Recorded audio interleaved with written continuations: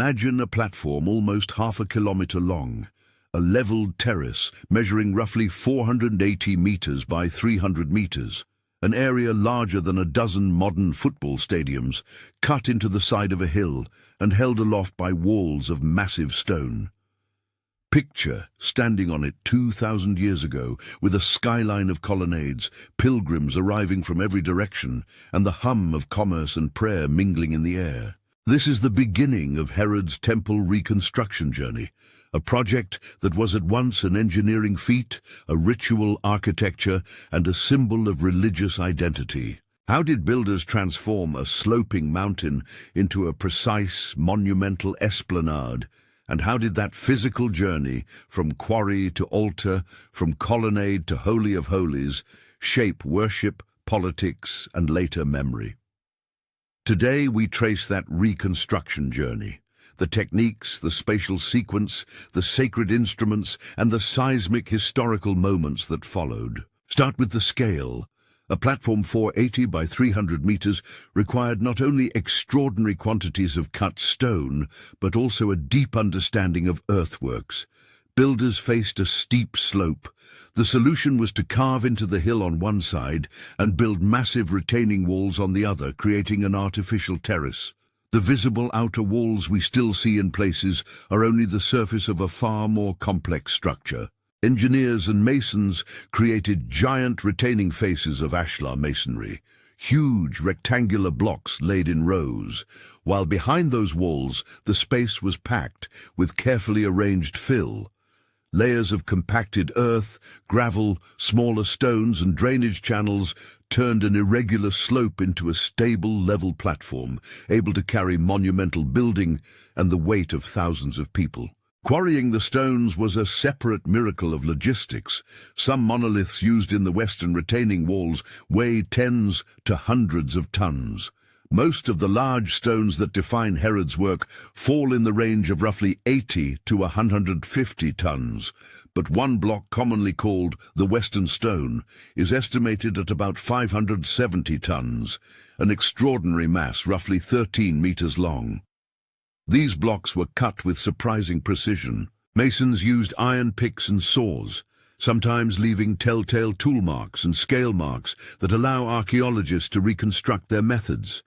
Blocks were squared, fitted to neighboring stones with millimeter precision, and often marked with mason symbols or protestations of where they were intended to sit. Without modern cranes, moving such weights demanded ingenious methods.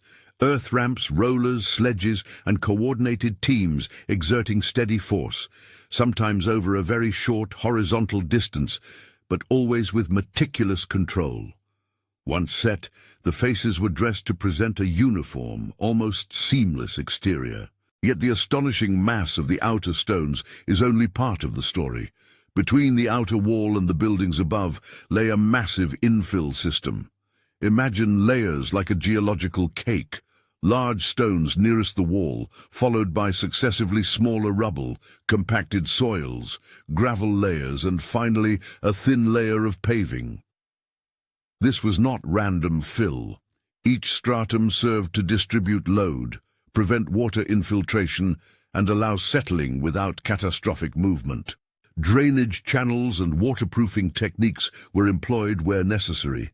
In modern terms, Herodian builders created a giant engineering embankment, an artificial plateau engineered to precise tolerances so that a sacred complex could sit evenly atop a once sloping hillside.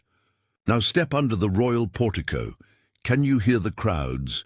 Moving from the terrace's hidden structure outward to its populated surface, the reconstruction journey continued with the creation of social and ritual spaces. The western and southern edges of the platform were lined with porticos, long colonnaded walkways, some reaching more than 15 meters in height. These porticos, sometimes grouped and roofed, created shaded axes for movement and gathering. One prominent example is the royal portico, a covered walk where teachers, pilgrims, and officials could move and speak. The columns scaled and rhythm-channeled crowds during festivals, providing both shelter and order. These colonnades were not decorative afterthoughts. They had social functions. The open expanse, called the Court of the Gentiles, was a bustling market for animals, money changers, and vendors, supplying pilgrims with sacrificial animals and ritual needs. Money changers exchanged foreign coinage for local shekels acceptable for the temple tax. Sellers offered doves for those who could not afford larger beasts. The architecture deliberately staged these activities. Broad walks for hoofed animals, niches and stalls for commerce, porticos that served as classrooms and debate halls where rabbis and teachers engaged with crowds. In this way, the platform's outer works mediated the transition from ordinary life to the concentrated ritual environment at the center. As one moved inward, the Reconstruction journey became a progression of sanctity, concentric spaces that regulated access and ritual purity. The spatial sequence was not random. It embodied theology. The outermost ring, the Court of the Gentiles, functioned as an inclusive area where non-Jews could approach, observe, and even participate in certain economic transactions, but could not cross into spaces reserved for those under covenant and ritual purity. Marking the transition was the soreg, a low boundary typically around 1.3 to 1.5 meters high, inscribed with warnings in Greek and Latin forbidding non-Jews from entering deeper. The soreg was both physical and juridical, a visible line of separation that had legal and ritual force. Inside the soreg lay the Court of the Women. Despite its name, this court was a civic and family space. Women could enter, and family gatherings and charitable collections were administered here. It also contained administrative rooms and chambers where records were kept and where religious officials managed the flow of offerings and the logistics of large festivals. From the Court of the Women, worshippers ascended a short flight, traditionally 15 steps, to a grand gate, often identified in ancient sources as the Nicanor Gate. The Nicanor Gate was a bronze-clad portal, ornamented and designed to shine in the sunlight. Its ascent and threshold marked a new level of ritual expectation. Passing through Nicanor, one entered the Court of the Israelites, a space reserved for Jewish men who could demonstrate ritual purity. This court was elevated and paved, designed to accommodate prayer, teaching, and preparation for sacrifices. From here, priests accessed their courts. The courtyard closest to the sanctuary was the Court of the Priests, dominated by the towering altar of burnt offering. The altar itself is described in sources and reconstructed from dimensions, roughly 15 meters long by 15 meters wide and about 4.5 meters high. It was a massive, open-air platform where animals were slaughtered and offerings consumed by fire. A ramp allowed priests to ascend to the altar's top, an architectural choice that preserved the requirement that the altar not be approached by steps, but could be ascended for ritual performance. Adjacent to the altar were slaughtering courts and drains to carry away blood, and nearby stood the bronze laver, a large basin used by priests for ritual washing before performing duties, an emblem of purity and readiness. The sequence of courts, ramps, and gates guided worshippers physically and symbolically toward the heart of sanctuary. The progression emphasized separation and preparation. As one drew nearer to the inner shrine, the demands of purity, knowledge, and ritual competence increased. Enter the holy place. Behind a two-tiered barrier and the great veil lay the inner chamber set aside for priestly service. The holy place itself was decked in opulent materials. Walls faced with thin layers of gold plating on wood or metal panels, ornate fixtures like the menorah, a 7-branched lampstand used to provide symbolic light, the table of showbread, where loaves representing God's provision were arranged, and the altar of incense, a focal object for priestly prayers and offerings of fragrance. The menorah, the table of showbread, and the altar of incense formed a triad of ritual furniture that structured the daily ministry of the priests. These objects were not mere ornament. They encapsulated theological meaning, light, provision, and intercession. Suspended before the innermost chamber was the veil, a massive curtain, richly woven and colored with purple, scarlet and fine linen, embroidered with cherubim motifs. Sources describe the veil as towering in height, approximately 20 meters, forming a dramatic visual partition between the holy place and the Holy of Holies. The texture, color and embroidery were meant to announce a transition into the most sacred realm. Beyond that curtain lay the Holy of Holies.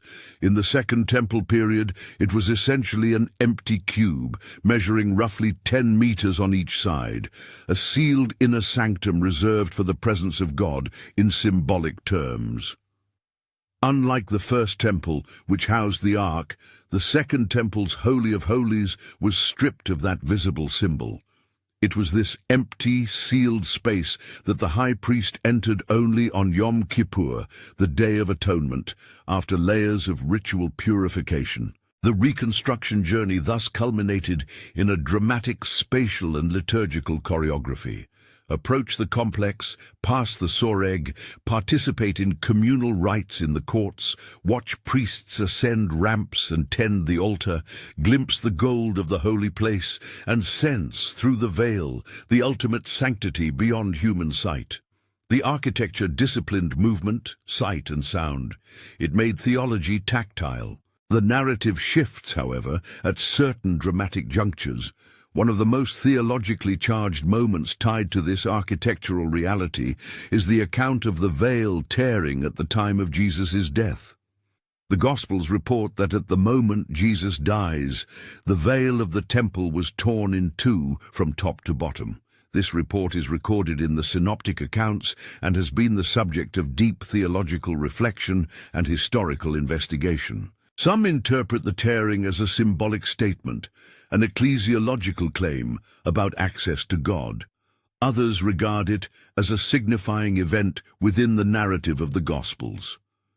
Historically, the Gospel reports are the primary ancient testimonies to this phenomenon. Some early historians reference portents and signs in connection with the crucifixion, but the veil's tearing stands principally as a theological-political sign within the Gospel witness. It is important to present this as the Gospels report it, and to recognize that scholars and believers offer various interpretations of its meaning, symbolic, cosmic, or a historical incident with ritual implications. Not long after that moment in the 1st century, another turning point occurred.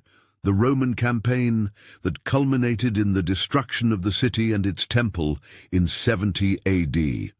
Josephus, the 1st century Jewish historian who witnessed these events and later wrote extensive accounts, describes siege, fire, dismantling, and the molten gilding of the sanctuary's furnishings. Roman forces, reacting to rebellion and strategic objectives, breached defenses and consumed much of the temple complex. The architecture that once channeled pilgrims and priests into ordered ritual, utter collapse. Where the temple stood, rubble, fire, and scorched stone replaced polished colonnades and gold. The sacrificial system, which had been centered on the altar and the scheduled liturgical life of the priests, effectively ended with the destruction. What remained as a tangible, enduring relic was not the sanctuary structure itself, but portions of the retaining walls, most famously the western retaining wall, whose enormous dressed stones survive as the Western Wall or Wailing Wall. That wall preserves visible testimony to Herod's scale and technique. Huge ashlar stones, some with marginal drafts and bossing, one of which, again the famously large Western stone, reminds modern observers of the extraordinary weights handled in antiquity. After the destruction, a different interpretive landscape emerged. The physical temple ceased to function as the center of sacrificial ritual, yet its memory, theology, and prophetic resonance intensified. Scriptural texts contain varied references that either presuppose a temple or point toward future sacred structures. Daniel contains visions that many have read in different ways across history. Jesus, in some recorded sayings, refers to the temple's fate and to signs associated with eschatological expectation. Paul uses temple imagery in letters to articulate theological claims about the body and the church. The book of Revelation includes visionary images that mention a temple in symbolic terms. Each of these texts has been read through multiple interpretive lenses across Christian and Jewish thought: literal, symbolic, futurist, historicist, preterist, and more. It is crucial to emphasize that these readings are scholarly and faith-driven perspectives, not settled historical facts. When one traces the Reconstruction journey from Herod's engineering to these prophetic texts, the result is a layered conversation. Some see continuity pointing toward a possible future temple, while others see theological redefinition that moves sacred presence beyond stone and mortar. In modern times, the temple's physical absence has not ended human imagination or practical preparation.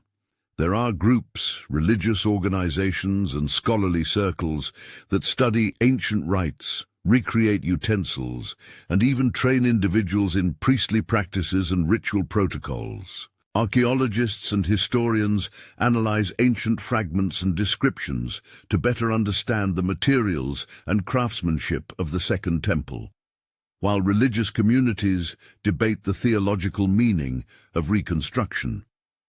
Reporting on these movements is a matter of historical and sociological fact.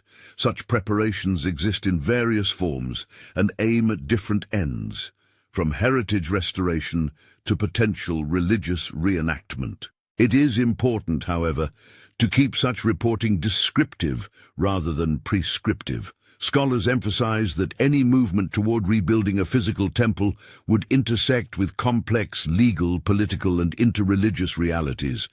Historians caution against reading contemporary preparations as inevitable signs of a future architectural project. Returning to the heart of the Reconstruction journey, consider how engineering choices shaped ritual life.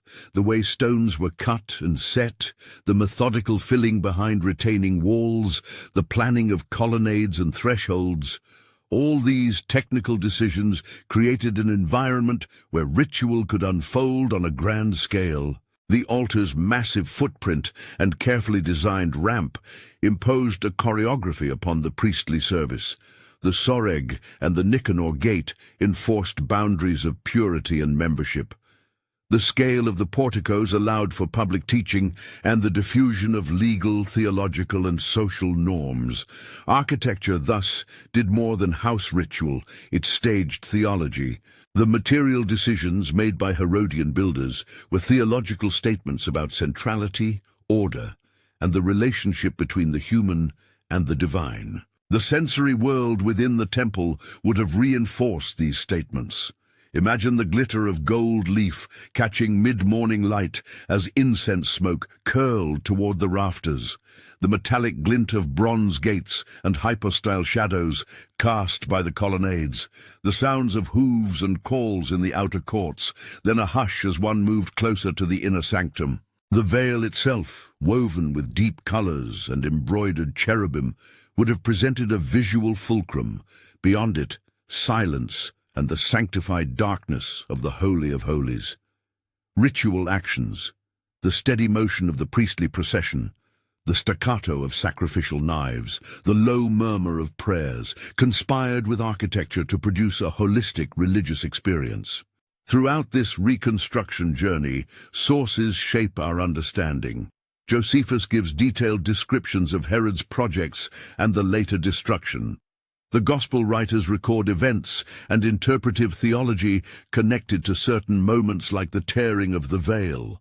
Archaeological study, including mason's marks, stone dressing techniques, and the surviving foundations, provides material evidence that helps corroborate and refine historical narratives. When making factual claims about measures, materials, and construction, historians and archaeologists present degrees of confidence, measurements of the platform, the approximate weights of stones based on dimensions and rock density, the altar's recorded dimensions derived from textual description, and the veil's reported height. These data points allow us to picture not only the scale of the construction, but also the daily reality of ritual work and the logistical demands placed on priests, masons, and pilgrims. One of the most arresting features of Herod's technical repertoire was the precision with which stones were partnered.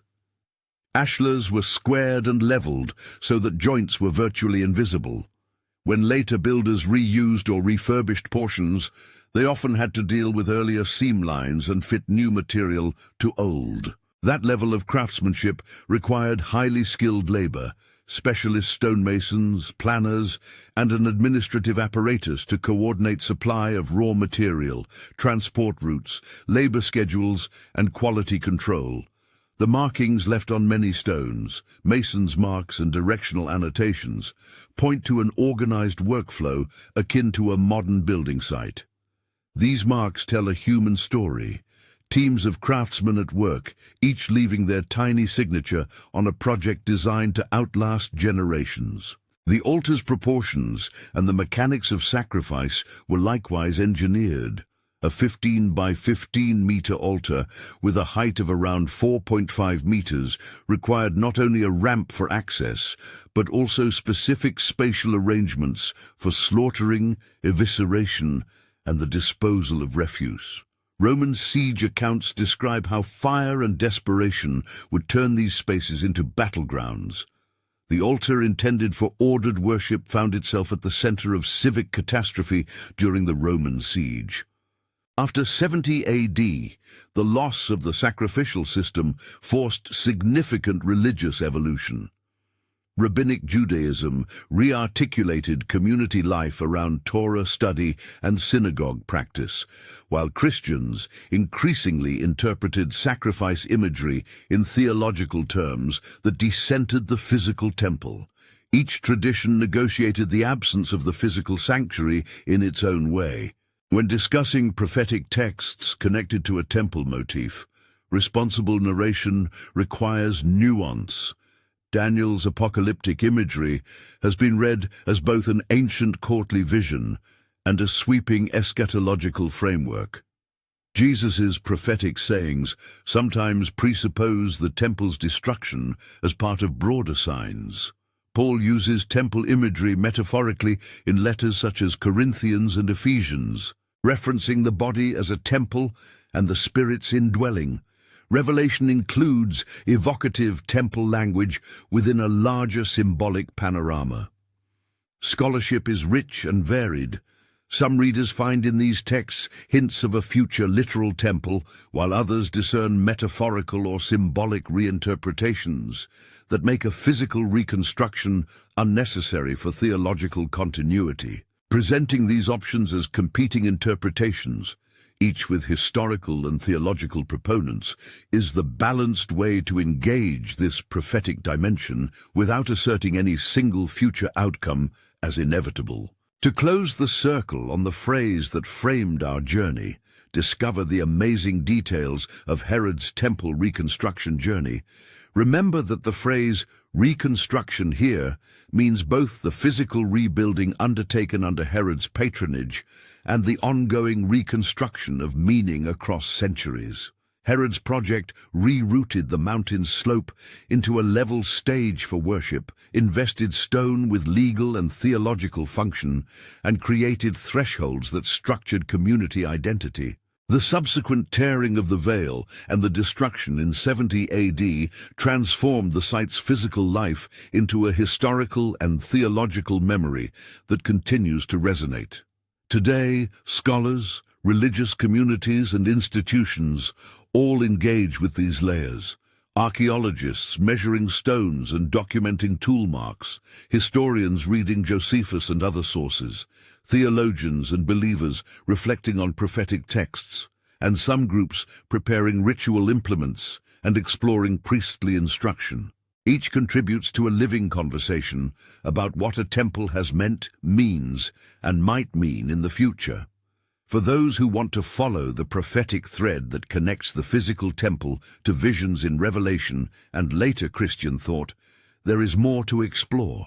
Many scholars and devotional readers engage these texts in a wide range of ways: literal, symbolic, futurist, preterist, and each approach brings its own insights and challenges. If you'd like to continue this series on prophecy and imagery, watch the detailed Revelation walkthrough linked on screen. If you enjoy deep historical walkthroughs like this Reconstruction journey, subscribe for more explorations of archaeology, architecture, and the Bible's living history. Herod's Reconstruction was more than a construction site. It was an organized expression of identity, a technical achievement that shaped ritual order, and a stage upon which history pronounced decisive events. From the geology of the hillside to the bronze-rimmed gates, from the daily glow of the menorah to the dramatic report of a veil torn at a moment of execution, every element contributes to a layered story. It is a story of human skill and aspiration, of religious regulation and symbolic meaning, and of rupture and remembrance. A journey that moves from quarry to altar and from stone to story, inviting each generation to rediscover its details anew.